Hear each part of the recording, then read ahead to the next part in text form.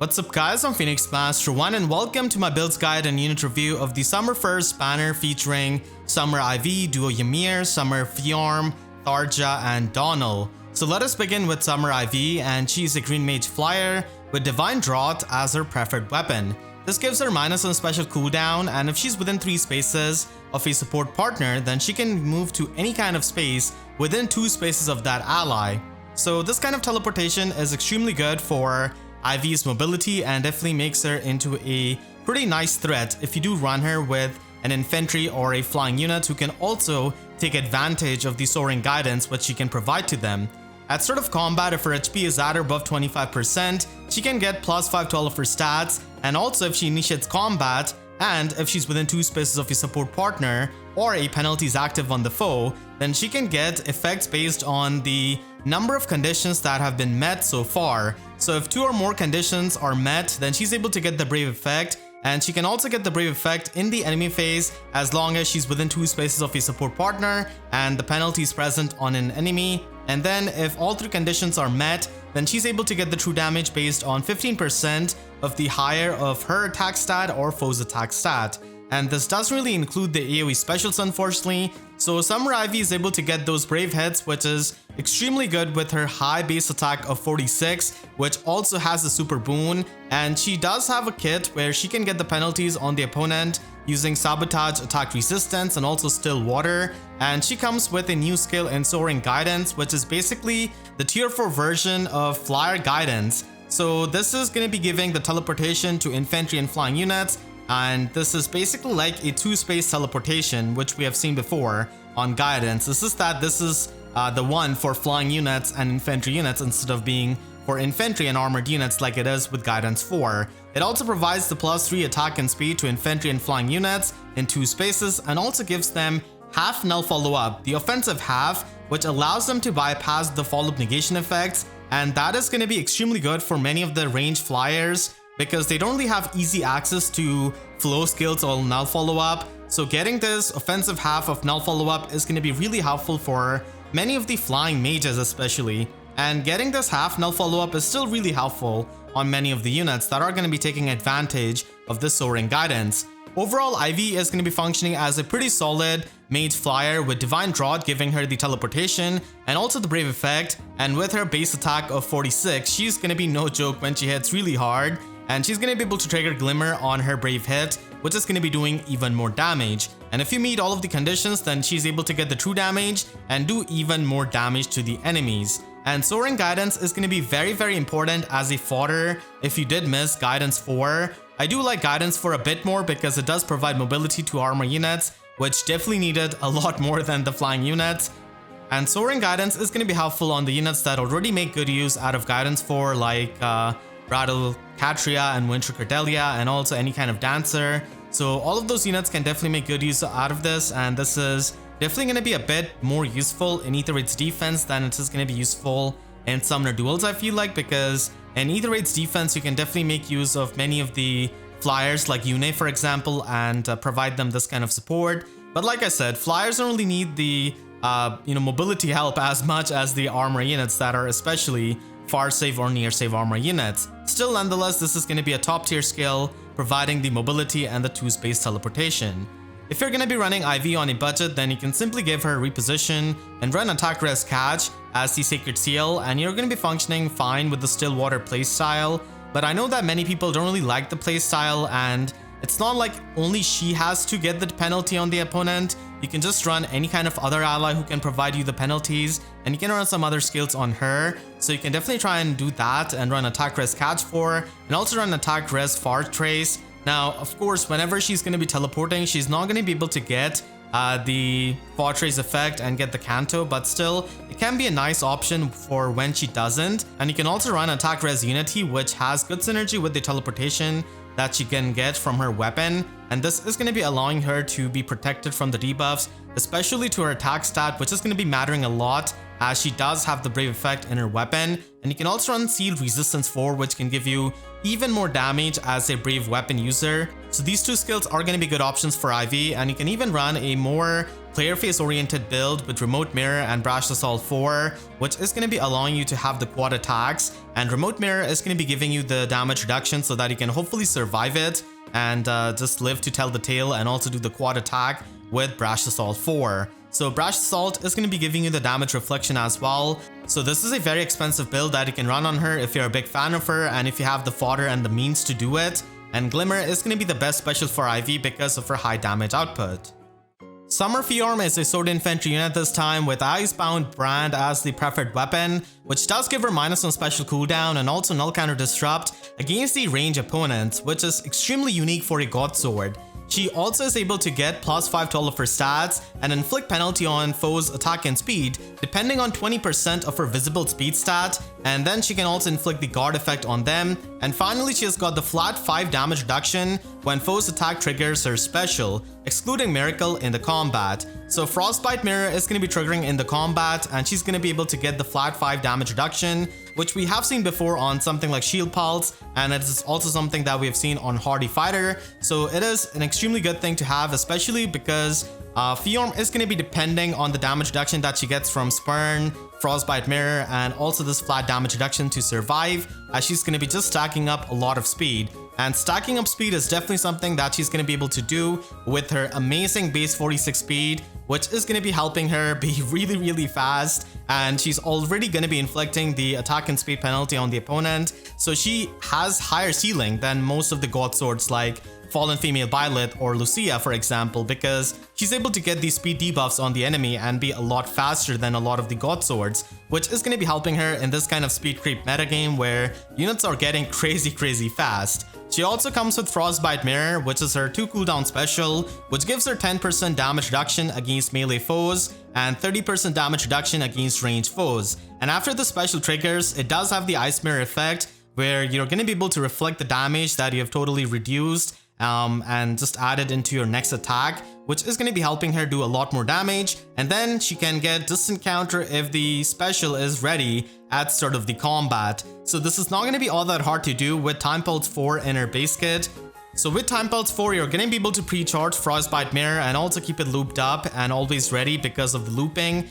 Unfortunately, you'll have to watch out for Odd Pulse Tie or Pulse Smoke, as that could be annoying, but those things are pretty rare, and most of the time she's going to be having distant counter active. So this kind of conditional distant counter is absolutely amazing on a god sword because they don't have to spend their slotty skill running distant dart or distant attack speed solo, for example, which is really great and allows for other options to be run like the finish kill or even the unity skill, which could be run with Legendary Male Robin and could be used to stack up a lot of speed, especially for something like Aether Raids offense. She also comes with a new skill in Spurn 4, which is the tier 4 version of it, and like all of the tier 4 damage reduction skills, it does provide you the defense and speed debuff on the opponent, and does have Phantom Speed 2.5 built in, and can give you damage reduction up to 50% based on her speed. And then it can also give you +5 true damage if unit's HP is at or below 75%, and if foes attack triggers unit special, then it also gives you the +5 true damage on your next attack, which is going to be happening with Frostbite Mirror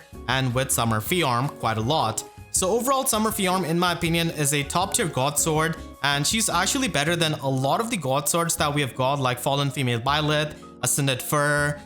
just so many of the god swords, honestly, because of the higher ceiling of her preferred weapon and the fact that she's got Null Counter Disrupt built in her weapon. So healers and those kinds of effects are not going to be all that annoying for her, and she's able to get the distant counter effect from her Frostbite Mirror, which is a huge thing because it opens up her slotty skill, which is something that a lot of the god swords cannot really say for them.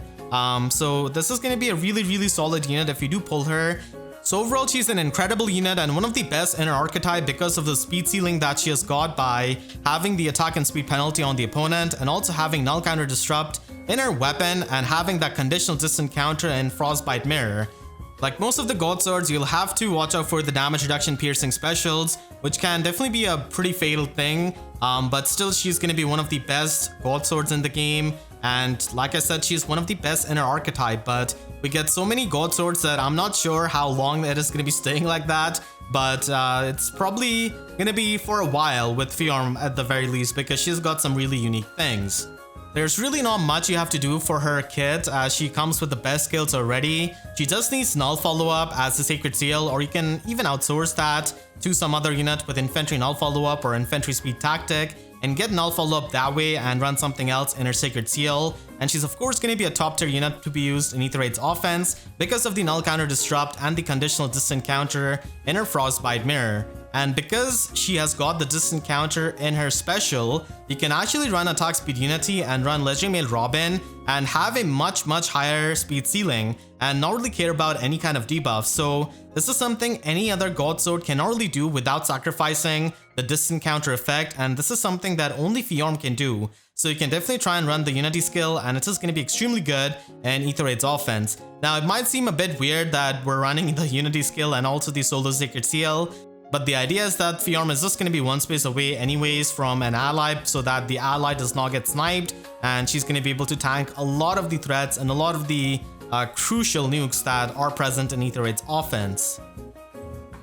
Duo Ymir is a colorless infantry mage with Sparkling Sun as her preferred weapon, and this provides her with -1 special cooldown, and if she's within 3 spaces of an ally, then she's able to get a lot of the effects in the combat. The first one being able to inflict -X attack and resistance debuff on the enemy, and this depends on 30% of units HP at start of the combat +6, and this can go all the way up to 18 debuff on attack and resistance of the enemy, which is quite a lot, and it's not really all that hard to do because she just needs to have 40 HP and then she's going to be able to have the maximum debuffs from this. So it is really incredible to have that much debuff in the combat, and then she gets guaranteed follow-up attack in the combat and also gets 75% damage reduction against AoE specials and also 75% damage reduction on foe's first attack if the foe can make a follow-up attack in the combat. So she's going to be really bulky with her base 35 defense and base 41 resistance, along with this kind of 75% damage reduction. And finally, she's going to be able to heal up 10 HP after the combat,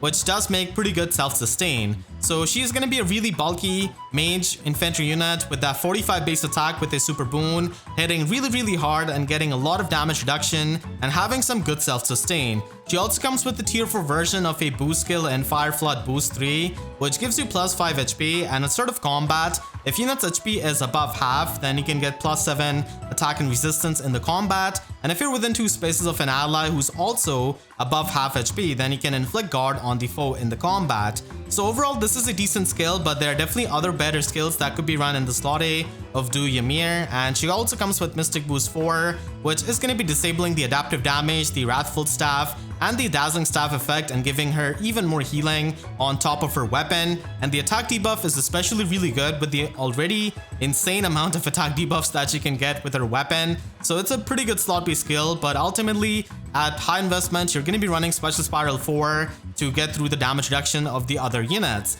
Ever-Living Domain is also present on this Ymir, which can basically give you Miracle if you're at or above 75% HP. So it's not like a full miracle, but it's a miracle with that HP threshold, which is still pretty good to have. And then comes her Duo Button, which is going to be healing up 20 HP to unit and allies within 2 spaces, and also cleanses any kind of penalty on her and the allies within 2 spaces. So this is a really good duo skill to have, especially for Summoner Duels, because it gives you another action, and once this duo skill is used at odd number turns, it can be used again, which is really helpful for the action economy. And because of being a duo unit, they can score high in arena and can score as a 200 BST unit, which lines up with the other duo units that we have got in the game in recent few months. Overall, Duo Ymir is a pretty solid duo unit as a colorless infantry mage who's a bulky mage, but still I don't really think that she's going to be as good as someone like Duo Asker, who's also a really good bulky colorless infantry mage. But that's not to say that Ymir is bad or anything like that. She has got a lot of damage reduction, really good self-sustain, and pretty amazing bulk. And she's going to be doing you well if you need a mage with all of those qualities. And Ever-Living Domain is just the cherry on top, which can provide her with the miracle effect and also to the other allies.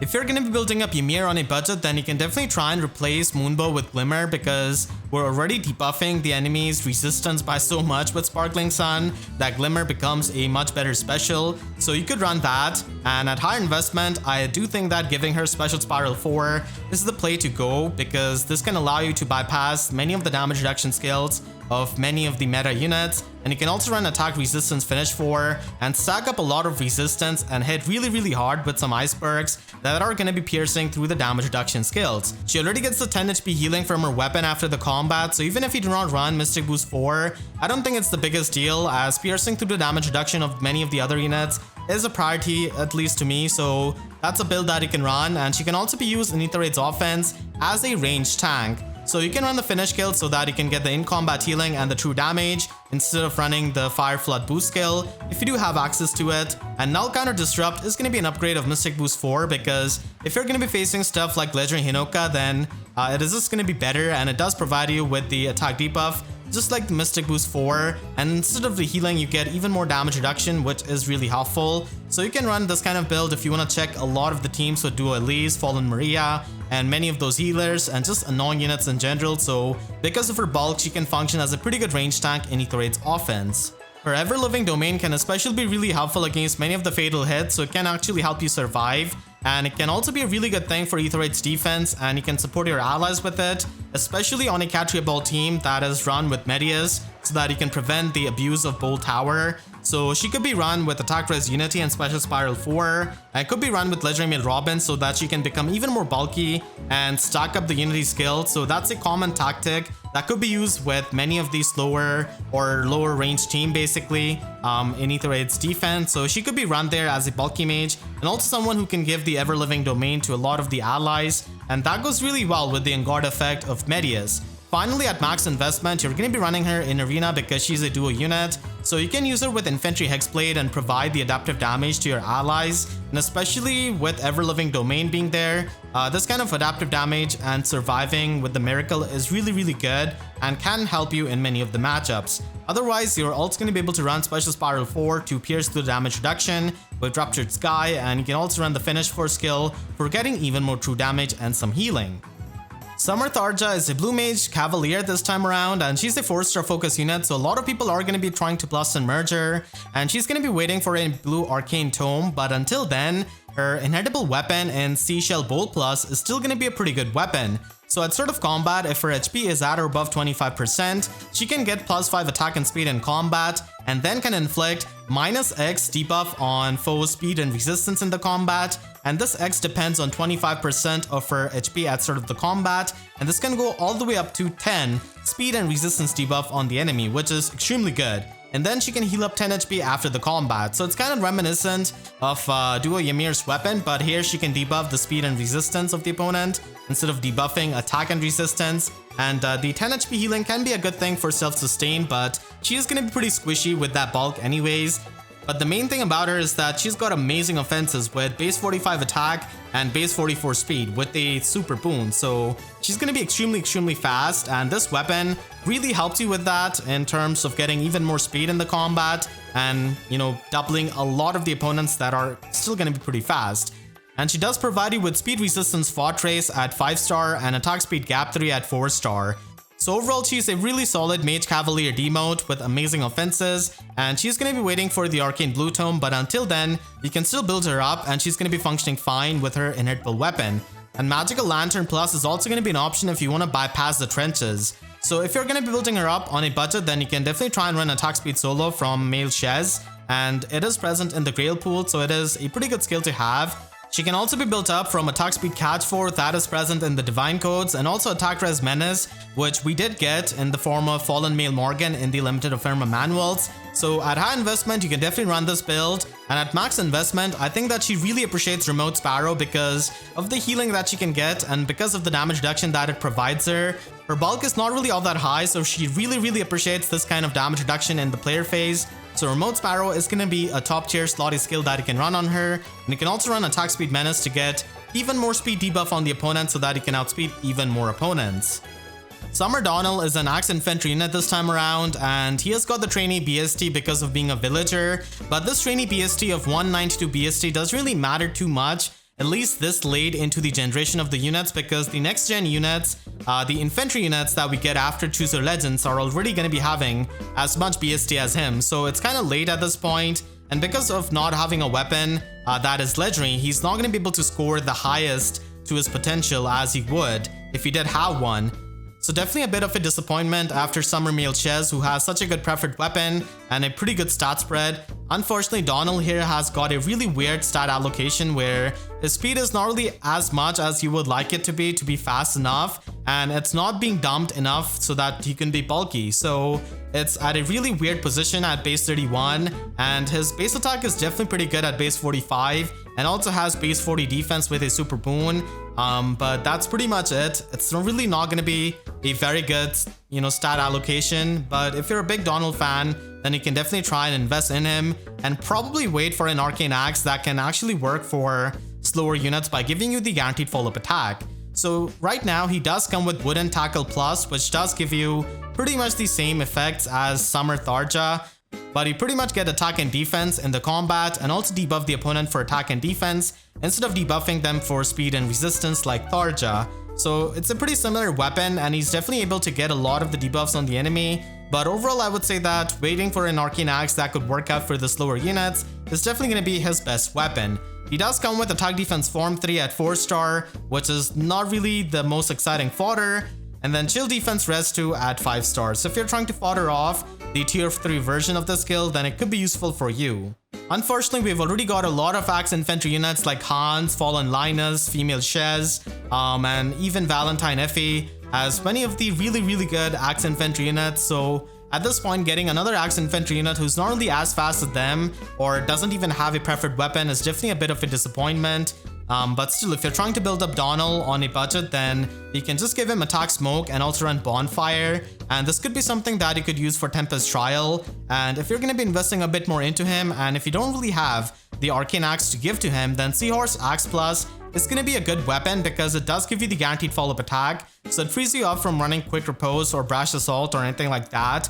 for the guaranteed follow-up attack. And you can just run Attack Defense Unity and run Lull Attack Defense. So Attack Defense Unity is going to be a pretty good skill for him, as attack and defense are two of his most important stats, and then he can run Attack Defense Menace to get even more debuffs on the enemy. And then Arcane Downfall is going to be the Arcane Axe that is available right now. So you can run a more enemy phase build with Quick Repose 4 that could be inherited at the same time along with Arcane Downfall, and you can run Sturdy Stance 3 and Panic Smoke. So you can just have a more enemy phase approach to building Donnel. And if you want to have a more player phase approach to building Donnel, then you can definitely try and run Sturdy Surge and Brass Assault 4. And because of the special charges that you can get with Arcane Downfall, you're going to be able to trigger Bonfire pretty easily and get a lot of damage and get a lot of healing out of it. But again, like I said, waiting for an Arcane Axe that can work for slower units is going to be the play